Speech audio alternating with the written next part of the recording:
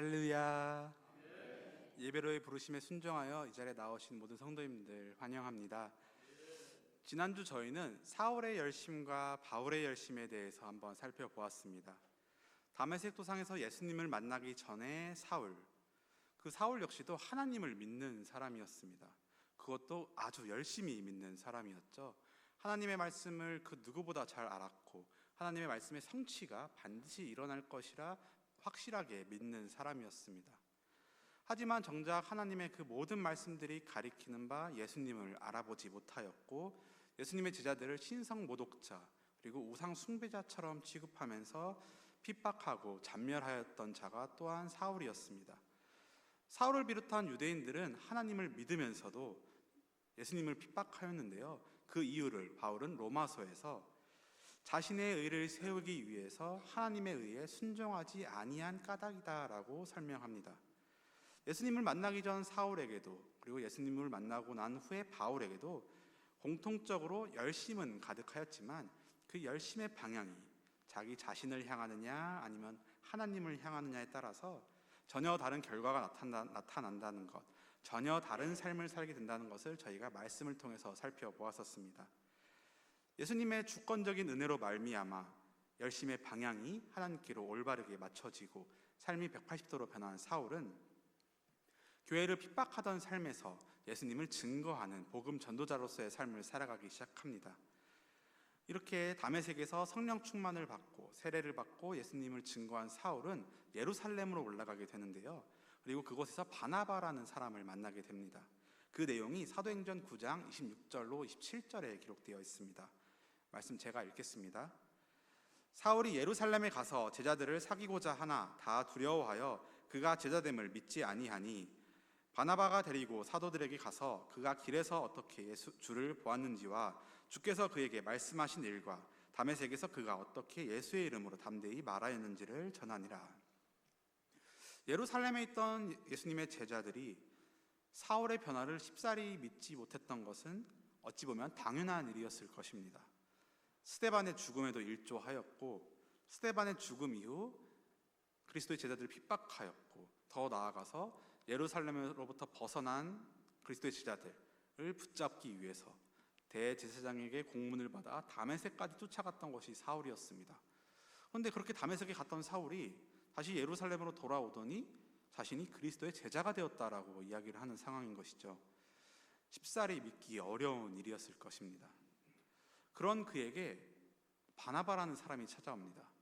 바나바는 본래 레위족 사람으로 요셉이라는 이름을 가진 사람이었습니다. 하지만 그의 행실로 인해서 교회 내에서의 그의 행실로 인해서 사도들로부터 위로의 아들이라고는 별칭으로 바나바라는 이름으로 불리고 있는 사람이었습니다. 그런 바나바의 증언 덕분에 사울의 말은 믿기 어려웠을지라도 바나바의 증언 덕분에 비로소 사울은 예루살렘 안에서 제자 공동체 안에 속할 수가 있게 되었습니다. 예루살렘의 그리스도인들도 사울을 받아들이게 된 것이죠. 그렇게 예루살렘에서 그리스도인들과 함께 지내면서 예수님을 증거하던 사울은 가이사라를 거쳐 자신이 태어난 도시인 다소로 가게 됩니다. 그리고 다소에서 얼마간의 시간을 보내게 되는데요. 갈라디아서 1장과 2장의 내용을 미루어 봤을 때 그 기간이 무려 10년이나 됩니다. 결코 짧지 않은 시간이죠. 이 10년의 기간, 바울이 다소에서 보낸 10년의 기간은 성경에서 자세하게 다루고 있지는 않습니다. 따라서 그 기간 동안에 바울이 다소에서 무엇을 했는지는 저희가 분명하게 알 수는 없습니다. 하지만 저희가 추측할 수 있는 것은 그 기간은 사울을 자신의 일꾼으로 그리고 이방인을 향한 사도로 하나님께서 만들어 가시는 시간이었을 것이라 저희는 생각할 수가 있겠습니다. 이렇게 시간이 지난 이후 이제 사울은 하나님께서 주신 사명을 감당하기 위해 세상으로 나올 시간이 되었습니다. 다시 시점을 예루살렘으로 돌려서 스데반의 죽음 이후 흩어진 자들은 이곳저곳에서 유대인들에게 복음을 전하기 시작했습니다. 대부분의 경우 유대인들에게만 복음을 전했는데 몇몇 사람들이 수리아 안디옥에 이르러서 이방인들에게 헬라인들에게 복음을 전하기 시작한 것입니다.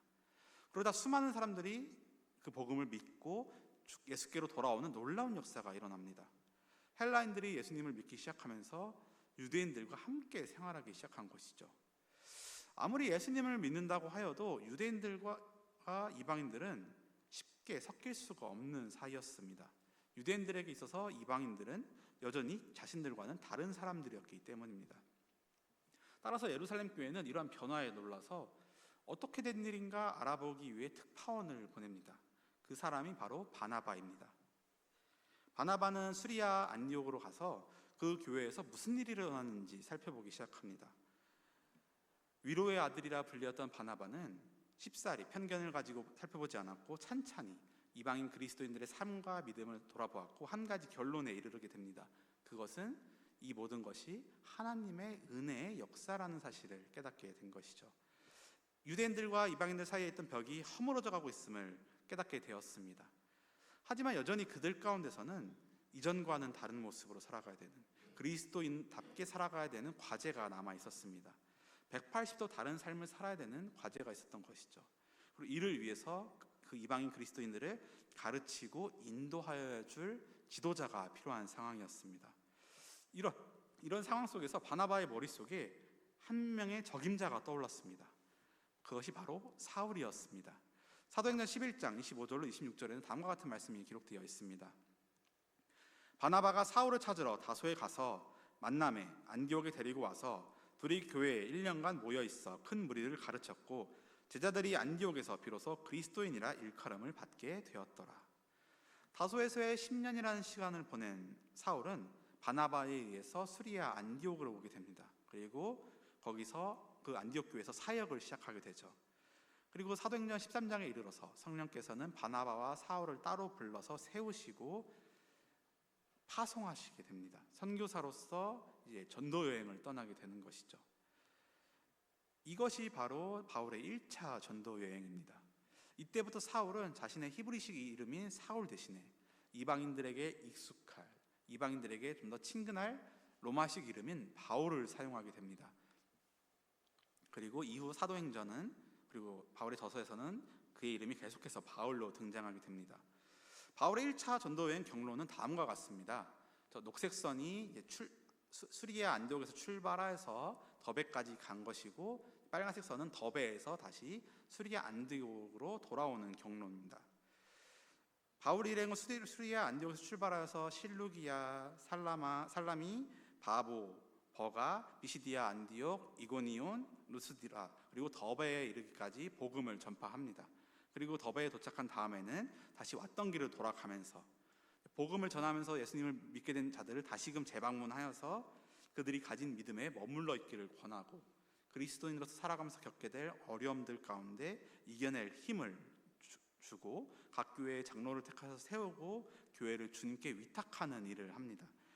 그렇게 다시금 루스드라, 이고니온, 비시디아 안디옥, 버가를 거친 바울 일행은 아탈리아에서 수리아 안디옥으로 복귀하면서 1차 전도여행 일정을 마치게 됩니다.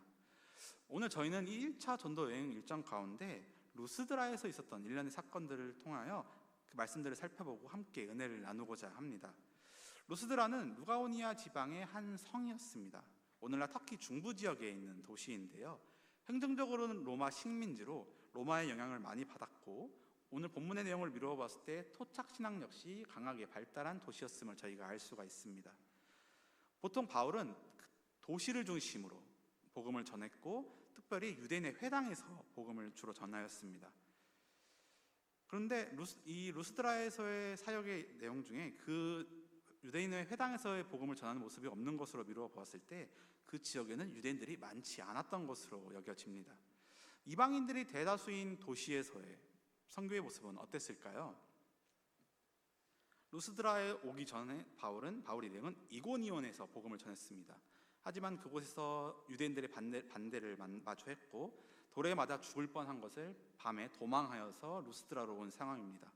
그렇게 루스드라로 도망치듯 온 바울 일행은 루스드라에 도착하자마자 나면서부터 걷지 못하여서 평생 동안 걷지 못한 자를 만나게 됩니다.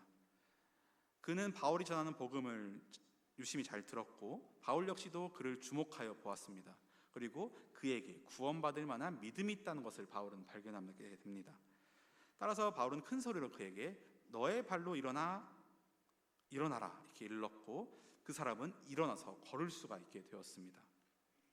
이 놀라운 일을 목격한 루스드라 사람들은 신들이 사람의 형상으로 내려왔다며 소동하였습니다. 여기서 그들이 말하는 신은 그들의 토착 신앙의 신들이었던 제우스와 헤르메스였는데요. 앞에서 말을 하던 바울은 헤르메스로, 뒤에 서 있던 바나바는 제우스로 여겼던 것입니다. 이들의 방문이 신의 현현이라 여겼던 루스드라 백성들의 행동은 아주 재빨랐습니다. 사람을 보내서 시외에 있는 제우스 신당에 있는 제사장에게 이 사실을 알리고, 제사장은 화환과 소 등을 준비하여서 제사를 드릴 준비를 하고, 온 도시가 그렇게 소동하였습니다.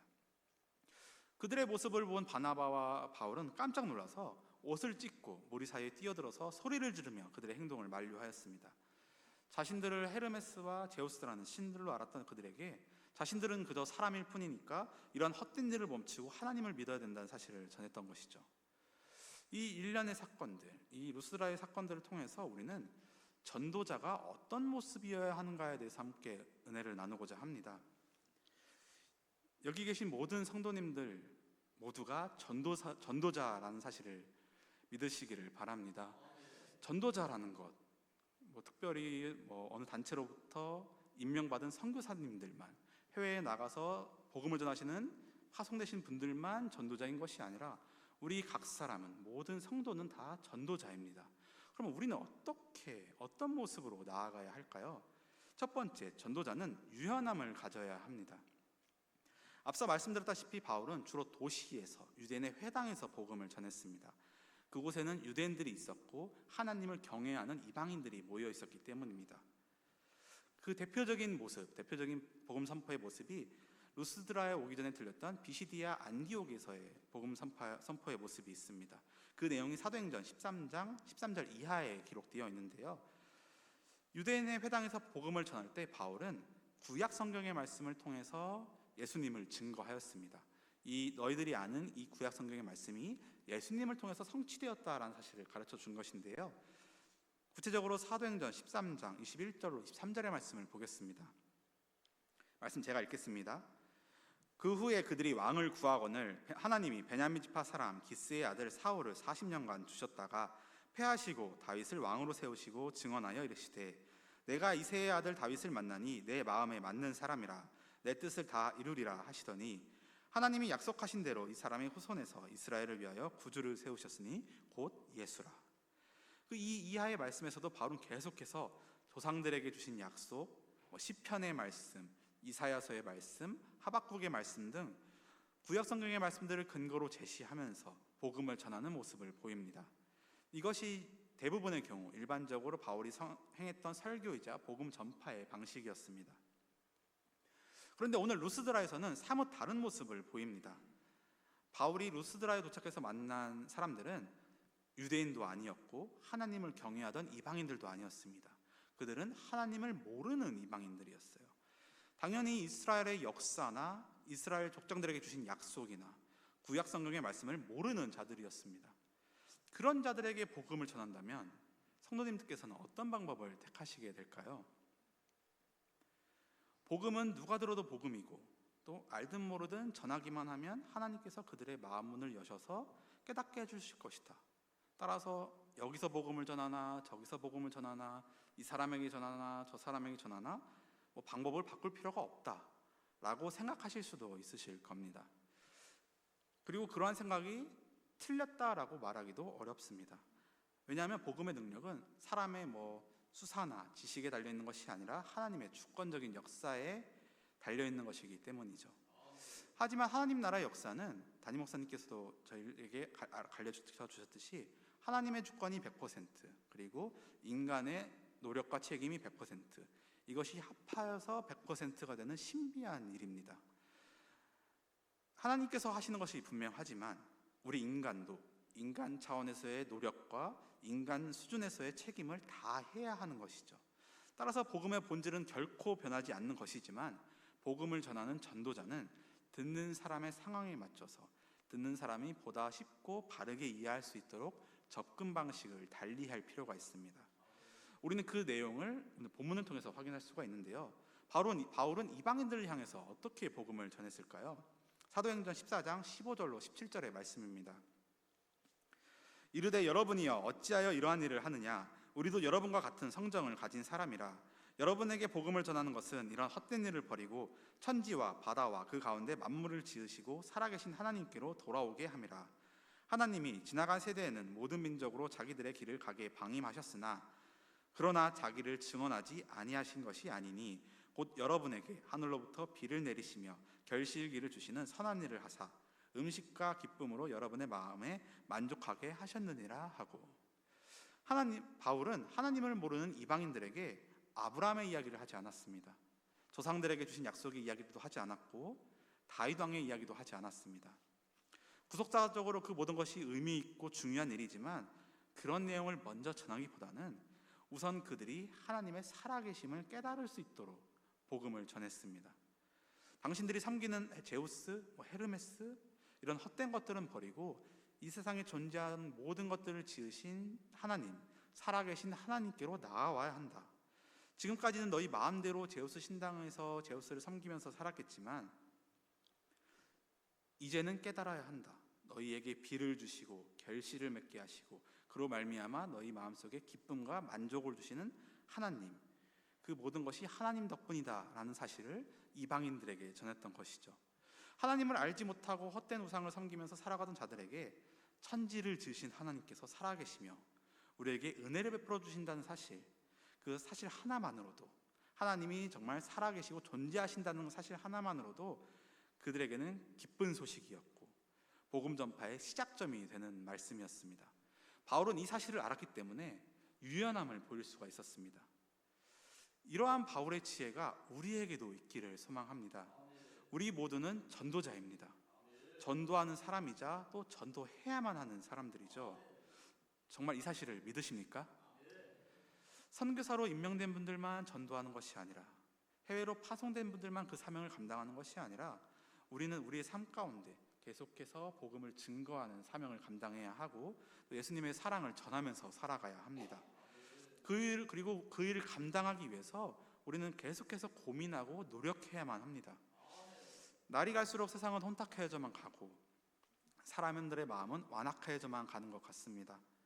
하나님의 말씀을 강력히 거부하고 있고 복음의 복자만 꺼내더라도 날선 반응을 보이는 시대 속에서 저희는 살아가고 있습니다. 그런 그들에게 복음을 전하기는 해야 되니까 그랬다 보니 종종 우리도 모르는 사이에 실수를 저지르곤 합니다. 상대방이 듣기 쉽도록, 듣기 편하도록 복음의 핵심적인 내용은 빼고 전하거나 세상적인 성공, 행복, 건강 중심으로 복음을 변형하여 전하거나 반발을 피하기 위해서 일반적인 메시지만 전달한다거나 이러한 것들을 유연함이라고 잘못 생각하기가 저희는 쉽습니다. 하지만 우리가 주의해야 될 것은 이 유연함이라는 것은 결코 타협을 의미하는 것이 아니라는 사실입니다. 유연하다는 것은 원칙이 없어서 원칙 없이 행동하는 것을 의미하는 것이 아니라 오히려 목적이나 방향이 아주 분명하여서 그 목적에 맞춰서 상황을 부드럽게 맞춰 대처하는 것을 의미하기 때문입니다. 우리가 분명히 기억해야 될 것은 복음은 단 하나입니다. 복음은 단 하나의 진리고 이것은 시대가 어떻든 상황이 어떻든 결코 변하지 않는 사실입니다. 따라서 우리는 복음을 타협해서 전하는 것이 아니라 그 사람에게 다리를 놓을 수 있는 방법을 고민해야 합니다. 그 사람과 마음과 마음이 만날 수 있도록 전도의 접촉점을 찾아야 하는 것이죠. 그 사람의 관심사가 무엇인지, 상대방이 중요하게 생각하는 것이 무엇인지, 그 사람이 지금 갖고 있는 문제가 무엇이고 소망하는 바가 무엇인지, 상대방이 교회에 대해서 어떤 경험을 했고 지금 어떤 감정을 가지고 있는지, 전도 대상자와 마음을 만날 수 있는 방법을 저희는 찾아야 합니다. 당연히 단시간에 되는 일은 아니겠죠. 오랜 시간 공을 들이고 많은 관심을 가지고 사랑을 베풀어야 되는 일입니다. 아마 우리 성도님들께도 그러한 전도 대상자가 한 분쯤 계실 것이라 생각합니다. 오랫동안 그 사람을 위해서 기도하고 계실 것이고 오랫동안 그 사람에게 마음을 쓰고 계실 것이고 어떻게 하면 그 사람에게 복음을 전할 수 있을까 전전긍긍하면서 때를 기다리는 분도 계실 것이고 여러 가지 고민을 하고 계신 분들도 계실 것입니다. 다들 아시겠지만 결코 쉬운 일이 아니죠. 한 사람의 그 영혼에게 복음을 전해서 하나님 앞으로 나올 수 있게 하는 것 결코 쉽지 않은 일입니다. 하지만 그렇기 때문에 예수님께서는 우리에게 명령을 주셨습니다. 모든 민족을 제자로 삼아 아버지와 아들과 성령의 이름으로 세례를 베풀고 가르친 모든 것을 지키게 하라. 이러한 명령을 주신 이유가 무엇이겠습니까? 이 전도의 사명이 그만큼 중요한 것이기 때문에, 그리고 하기 어려운 일이기 때문에 예수님께서 이 땅에서의 그 마지막 순간에 우리에게 마지막 명령을 주고 가신 것이죠. 하지만 예수님께서는 이렇게 명령만 내리시고 우리 보고 알아서 하라고 그저 떠넘기는 분이 결코 아니십니다. 가만히 계시는 분이 아니시죠. 그 말씀 뒷부분에 예수님께서 뭐라고 하셨죠? 세상 끝날까지 너희와 함께 있을 것이다. 세상 끝날까지 우리와 함께 계실 것이다 말씀하시고, 우리와 함께 하시며 도와주실 것을 약속하신 분이 바로 예수님이십니다. 이 약속의 말씀을 신뢰하시면서 전도자로서의 사명을 충실히 감당하시는 우리 성도님들 되시기를 소망합니다. 두 번째, 전도자는 어떤 모습이어야 할까요? 전도자는 하나님의 영광을 가로채지 않아야 합니다. 너무나도 당연한 이야기죠.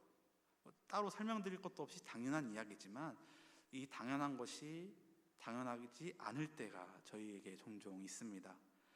바울이 루스드라에서 나면서부터 걷지 못했던 자를 걷게 한 일은 바울을 통해서 하나님께서 역사하신 놀라운 기적이었습니다. 하지만 루스드라 사람들은 그것을 보고 바울이 했다고 착각하였고 바울과 바나바를 경배하려고 하였습니다. 그들을 신으로 여기고 그들에게 제사하려고 했죠. 바로 직전에 들렸던 도시였던 이고니온에서의 모습과는 전혀 다른 상황입니다. 거기서 바울과 바나바는 돌에 맞아 죽을 뻔하였습니다. 간신히 도망쳐서 왔어요. 그러한 그들의 상황을 고려해 본다면 너무나도 다른 대우가 아닐 수 없습니다. 사람들은 다 눈을 초롱초롱하면서 말 한마디 하는 거 놓치지 않으려고 바라보고 있을 것이고, 그들을 선망의 눈빛으로 바라보고 있을 것이고, 그들을 접대하려고 하고 있을 것이고, 융숭하게 대접하려고 하고 있었을 것입니다. 이 그들의 그러한 대접들, 그 모든 것들을 은근히 누릴 수도 있었을 텐데, 바울과 바나바는 그 모든 것을 강하게 완벽하게 거부하였습니다. 왜 그렇습니까? 15절의 말씀입니다. 이르되 여러분이여 어찌하여 이러한 일을 하느냐? 우리도 여러분과 같은 성정을 가진 사람이라. 여러분에게 복음을 전하는 것은 이런 헛된 일을 버리고 천지와 바다와 그 가운데 만물을 지으시고 살아계신 하나님께로 돌아오게 함이라. 바울과 바나바가 복음을 전했던 것은 그들로 하여금 헛된 일을 버리고 하나님께로 돌아오게 하기 위함이었습니다. 궁극적으로 하나님께 영광 돌리기 위함이었던 것이죠. 바울과 바나바는 자신의 행동으로 인해서 하나님의 영광이 가려지는 것을 막고자 하였습니다. 옷을 찢으며 그들에게 뛰어들어가서 소리를 지르며 그들의 행동을 만류하였죠. 하나님의 능력과 권위가 자신들에게로 돌려지는 상황, 사람을 향하게 되는 실수를 막고자 하였던 것입니다. 우리도 이 사실을 분명하게 기억해야 합니다. 우리 삶의 제일 되는 목적, 인간의 제일 되는 목적은 하나님을 영화롭게 하는 데 있습니다. 하나님께 영광 돌리는 삶을 사는 데 있는 것이죠. 복음 전파 역시 마찬가지입니다. 영광은 전도자가 아니라, 성도들을 교회에 데려온 사람이 아니라 오직 하나님께로 돌아가야 합니다. 그런데 이것이 쉽지가 않습니다. 왜냐하면 전도가 그만큼 어렵기 때문이죠. 전도가 너무나도 어렵기 때문에 한 생명, 새로운 한 영혼을 인도하는 것이 결코 쉬운 일이 아니기 때문에 사람에게 시선이 가게 됩니다. 오랜 시간 공을 들여서 돈도 들이고 시간도 들이고 마음도 들여서 대상자와 친밀해지고 마음을 나누고 사랑을 베풀고 차츰차츰 그 사람의 마음을 문을 여는 과정을 거치면서 그가 마침내 예수님을 믿겠다고 고백할 때 성령님께서 그 사람의 마음의 문을 여셨다는 것은 알지만은 내가 해냈다, 내가 드디어 해냈다라는 생각이 드는 것이 어쩔 수 없는 우리의 연약함이기도 합니다. 그런데 이 마음이 드는 것까지는 그럴 수 있는데, 여기서 한 발짝 더 나아가서 그것을 나의 공로로 여기고 내가 했다, 내가 이루었다고 생각하고 그것으로 인해서 다른 사람들에게 칭찬받고 교회에서 인정받고 더 나아가 다른 사람들을 깔보고 무시하는 데 그것이 사용된다면 그것은 하나님의 영광을 가로채려는 잘못이라는 사실을 기억하시기를 바랍니다. 내가 했다, 내가 이루었다 말하는 것이 아니라 주님께서 하셨다라는 고백이 그저 입술의 고백이 아니라 진정한 우리의 마음의 고백이, 우리의 믿음의 고백이 되는 역사가 우리 가운데 있기를 소망합니다. 여기에 덧붙여서 우리는 사람의 평가를 뛰어넘을 수 있어야 합니다. 오늘 본문에서 바울과 바나바를 헤르메스와 제우스라고 여기고 섬기려 했던 루스드라 사람들, 바울과 바나바는 간신히 그들을 말리는 데 성공했는데요, 그 후에 일어난 일을 보면 참 재밌습니다. 사도행전 14장 18절로 19절의 말씀입니다. 이렇게 말하여 겨우 무리를 말려 자기들에게 제사를 못하게 하니라. 유대인들이 안디옥과 이고니온에서 와서 무리를 충동하니 그들이 돌로 바울을 쳐서 죽은 줄로 알고 시외로 끌어내치니라. 18절까지만 하더라도 바울과 바나바를 신처럼 여기고 그에게 제사 드리려고 했던 사람들이 유대인들이 와서 조금 충동하니까 곧바로 돌로 바울을 쳤습니다. 실제로 바울은 돌에 맞아 죽을 뻔했습니다. 죽은 줄 알고 시체라 생각하고 바울을 시외로 끌어 던졌으니까요. 이것이 사람의 평가입니다. 바울을 찬양하던 사람들이, 바울을 경배하려던 사람들이 바울을 죽이려 하기까지 그리 오랜 시간이 흐르지 않았습니다. 오늘날 우리도 마찬가지죠. 사람의 평가에 따라 신앙생활을 하면, 사람을 바라보면서 신앙생활을 하면 넘어지기가 쉽습니다. 누가 칭찬하면 기뻐하고, 누가 조금만 뭐라고 하면 낙심하고, 어떠한 일을 했는데 자신이 생각한 만큼의 칭찬이 들리지 않으면 또 흔들리고, 바라기는 이러한 사람의 평가보다 하나님을 바라보는 믿음이 우리 가운데 있기를 소망합니다. 오늘 말씀을 한번 정리해 보도록 하겠습니다. 오늘 우리가 함께 나눈 이 바울과 바나바의 이야기는 단순히 역사 속 그들의 이야기가 아니라 오늘날 성도들이 살아가면서 닮아야 되는 모습입니다. 바울처럼 세계를 돌아다니며 복음을 전하는 삶을 살지는 않을지라도 우리 모두는 한 사람도 빠짐없이 우리 모두는 각자의 삶의 자리에서 전도자로 예수님의 사랑을 전하는 자들로 살아가야 합니다. 그러한 사명을 감당해야 되는 우리에게 성경은 상황에 맞는 지혜와 올바른 믿음을 가진 전도자가 되어야 된다는 사실을 말씀합니다. 복음을 타협하지 않으면서도 전도 대상자에게 맞는 유연함의 지혜를 발휘하는, 그리고 우리가 감당하는 모든 일들이 나의 영광을 위해서가 아니라 하나님의 영광을 위함이라는 분명한 믿음이 있는 전도자들 되시기를 소망합니다. 마지막으로 예수님께서 우리에게 주신 그 지상명령을 기억하면서 함께 믿음으로 이 말씀을 고백했으면 좋겠습니다. 마태복음 28장 19절로 20절의 말씀입니다. 저희 이 말씀 한 목소리로 읽도록 하겠습니다. 그러므로 시작. 그러므로 너희는 가서 모든 민족을 제자로 삼아 아버지와 아들과 성령의 이름으로 세례를 주고 내가 너희에게 분부한 모든 것을 가르쳐 지키게 하라. 볼지어다 내가 세상 끝날까지 너희와 항상 함께 있으리라 하시니라. 아멘. 이 말씀을 이 시간 다시금 우리의 마음속에 새기면서 삶 가운데 복음을 증거하는 모든 순간순간에 유연함과 겸손함, 그리고 하나님께 영광 돌리는 그런 바른 마음을 잊지 않고 맡겨진 사명을 충실히 감당하시는 우리 대전남북의 모든 성도님들 되시기를 축원합니다. 기도하겠습니다. 사랑과 은혜가 충만하신 하나님 아버지, 오늘도 우리를 예배의 자리로 불러주시고 말씀을 통하여서 주님께서 주신 사명을 감당하는 전도자의 모습이 어떠한 것인지 살펴볼 수 있게 하심에 감사를 드립니다. 저희 가운데 날이 갈수록 희미해져가는 전도의 사명, 전도에 대한 갈급함이 다시금 불타오를 수 있도록 도와주시고, 다른 누군가가 아니라 바로 내가 감당해야 되는 사명인 줄 알고 그 사명을 감당하기 위해서 다짐하고 결단하는 믿음이 우리 가운데 있기를 소망합니다. 저희에게 하나님의 지혜를 허락하여 주시고 다른 이들에게 복음의 다리를 놓아줄 수 있는 전도자가 되게 하여 주옵소서. 또한 그 사명을 감당함에 있어서 나의 영광을 추구하는 것이 아니라 하나님께 영광 돌리기를, 하나님께만 영광 돌리기를 다짐하는 주님의 제자들 될 수 있도록 주님 역사하여 주옵소서. 우리의 헌신과 섬김이 모두 다 하나님의 영광을 위한 것이 될 수 있기를 소망합니다. 이 말씀의 은혜가 우리의 삶을 인도하게 하여 주옵시고 우리의 삶을 통하여서 예수님의 사랑이, 그 복음이 널리 전파되는 귀한 일들이 가득할 수 있도록 주님 도와주옵소서. 세상까지 끝날까지 우리와 함께 하신다는 예수님의 말씀을 믿습니다. 세상 끝날까지 우리와 함께 해주실 예수님을 신뢰하며 이 모든 것 살아계신 예수 그리스도의 이름으로 감사하며 기도드립니다. 아멘.